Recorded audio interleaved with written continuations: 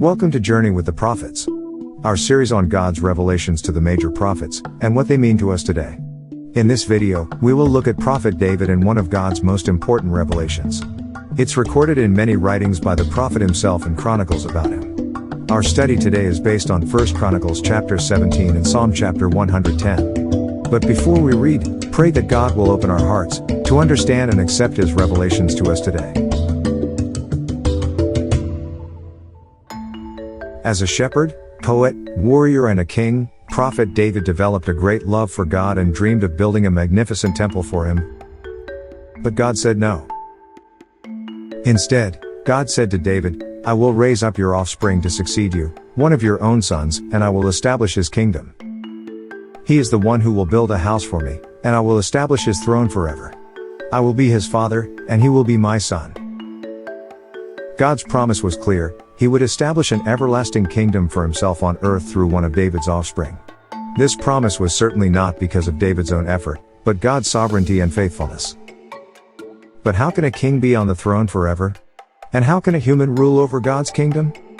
As we study these revelations, we can see that this king would be part of the bigger fulfillment of God's promise to prophet Adam to undo all the destruction caused by our sin.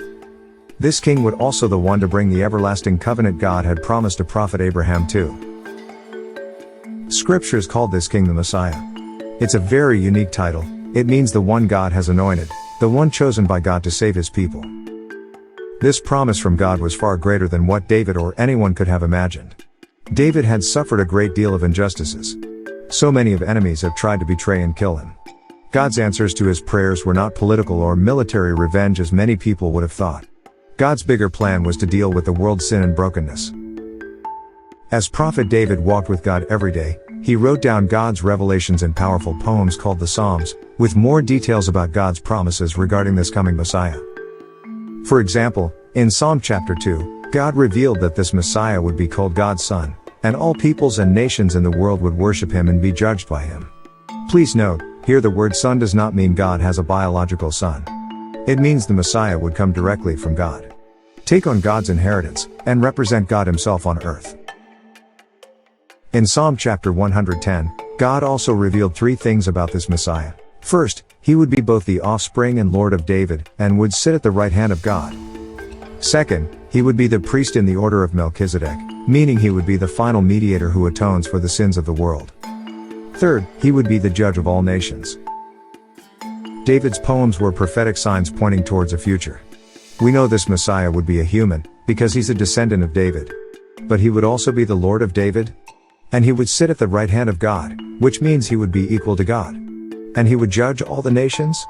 So from God's revelations, we know the Messiah would have both human and divine qualities. Can this be possible? Nothing is impossible in God, even in cleansing all the sins of the world. The divine qualities of this Messiah are not surprising at all. Because as revealed to Prophet Moses and Aaron, sins can only be cleansed by the blood of someone who is perfect. But only God is perfect. So now, through Prophet David, God revealed more of his plan for the world. So what are your thoughts after studying God's revelations? Here are some questions for us to think, pray and share. Question 1. How can I see God's perspectives and his salvation plan when I'm suffering under injustices like Prophet David did? 2. Look at the descriptions of the Messiah God has revealed in Psalms 110. What can we learn about God and his love for his people? How can we recognize the Messiah? 3. Who can I share this story with?